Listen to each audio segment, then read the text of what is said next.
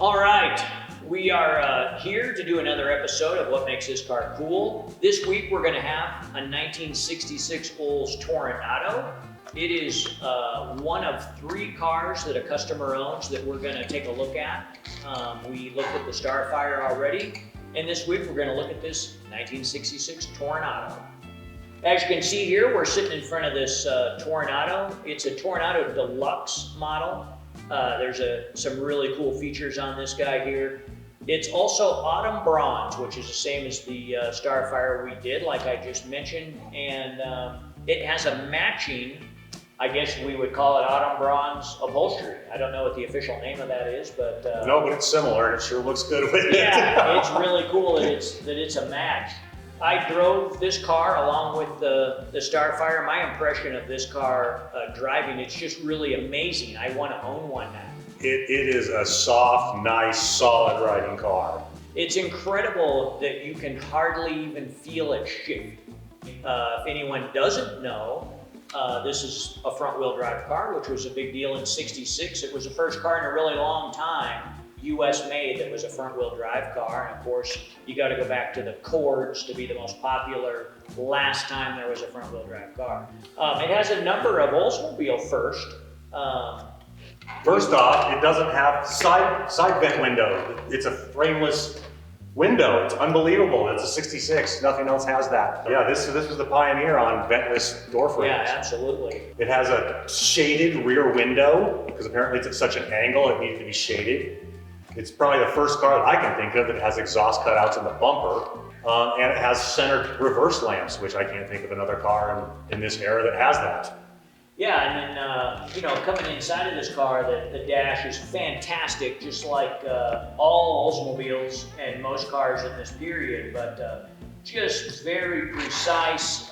If you're not familiar with it, it has a rolling speedometer. Buick had that as well. A drum, I think. Yeah, it's a drum speedometer. It moves perfectly on this car without a hitch, as smooth as can be. The cockpit style dash is great, where it's all right in front of the driver, right there. And it's just loaded with control. There are so many things.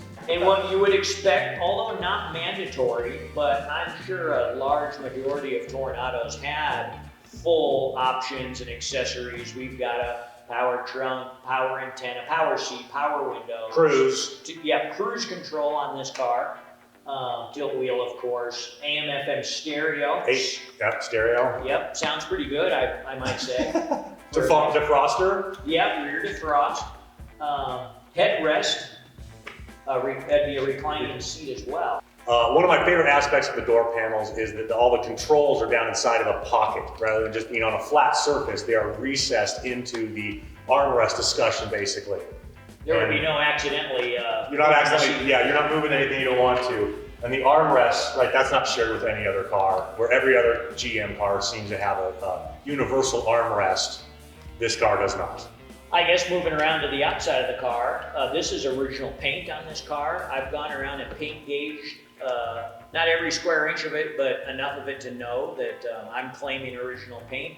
We have anywhere from 1.5 to 3.5 mils of paint.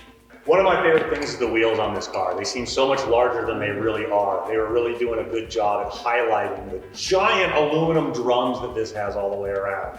It matches the larger than life wheel openings that this car has, which I think really work. It's a really cool thing. But the powertrain on this guy, 425, just was their big block engine in 1966. That engine came out in '65. Above all the other Oldsmobiles, this had a 385 horsepower rating. So that's 10 more than like an Olds 98. And the Starfire. And the Starfire was 375 horsepower. So it got its own unique engine color for some reason. Right. It's blue. Ice blue metallic instead of red or bronze. And a Toronado only air cleaner. For intake as well. Intake correct. manifold is lower to keep because all the front wheel drive stuff raised the engine a little bit. The air cleaner's so low they had to divot it around the thermostat housing. Right, and the engine lift hook literally has an indentation for it as well. Oh my gosh. Yeah, so really a lot of engineering just in the air cleaner because of how the engine was mounted. And, automatics only on this car, naturally. Basically what they did was they took a Turbo 400, they call this a Turbo, it's a 425 instead of a 400. They broke it, basically split it in two and faced the back of it in the opposite direction. And they connected it with a chain, which really worked well, and that was a pre-stretched chain that would last the life of a car. Really an amazing piece of engineering. They were thinking, they were really thinking on this. You have to really be impressed with the job Oldsmobile did on this car. And you know, and of course it's a personal luxury car.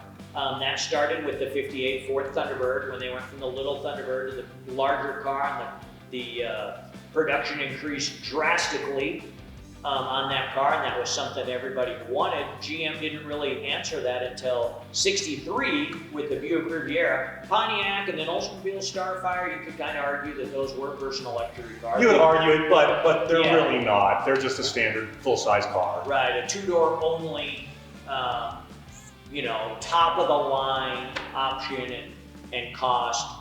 So this Oldsmobile was Oldsmobile's entry into the personal luxury line of cars. I can't wait to the day that I own a Toronado. I mean, I love this thing. I would love to own one of these. I like it. I like them a lot more now than I ever have, and I never disliked them. But yeah, no, it's left an incredible impression on me. It really is an amazing car. So, the front of this car is pretty amazing to look at. The cornering lamp is patterned after. Oldsmobile kept the same style, right? It's completely different, but it's the same style. 3 gills. Right, yep. Very unique, very interesting. Hideaway headlights, of course. Yeah, no, the front end is so futuristic. I'm sure it was as crazy as a '63 Corvette when it came out. I can't imagine what people thought of these cars. Hideaway headlights, of course, vacuum operated on this car. They work great, by the way. They do work really good. They don't give up. I think this car has 60 or 70,000 miles on it.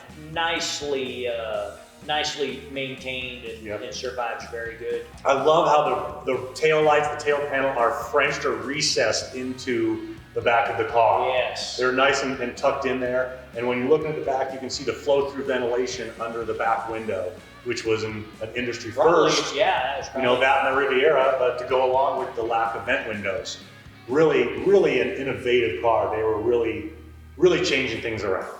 It was pretty neat that this, and then later 1 year later, the Eldorado, those bodies were all made together in one Fisher body plant. And then they would line them up and send them out to their respective assembly plants. And there, when they would get there, they would come into the building and go down the line in perfect timing and their correct color front clip, and all their stuff would come together right with that car. So really, truly amazing times in the 1960s. When we brought this car in here, basically we polished it a little bit. We did a little bit of tweaking, fixed a couple of things. We did some dry ice blasting to the undercarriage of this car. And it had a dent in the front fender here. There's a little bit of it left, but someone bumped something with the front bumper. We took that all apart, kind of straightened all the metal out, put it back in there, did a little bit of our own paintless tint repair on it, and certainly a lot better than it was, but we would never want to take a minor flaw that is left with and paint it. Unacceptable. We would always maintain original paint unless it's outrageous. Yeah. Absolutely. And then you're more free to drive this car and enjoy this car. I mean, if it were one of our frame-off restorations, I mean, you get kind of hesitant to take it out if it might rain or something like that. So, okay, that concludes another episode of What Makes This Car Cool. We appreciate you watching us, and if you like this video, click share, and we will see you soon. Thank you.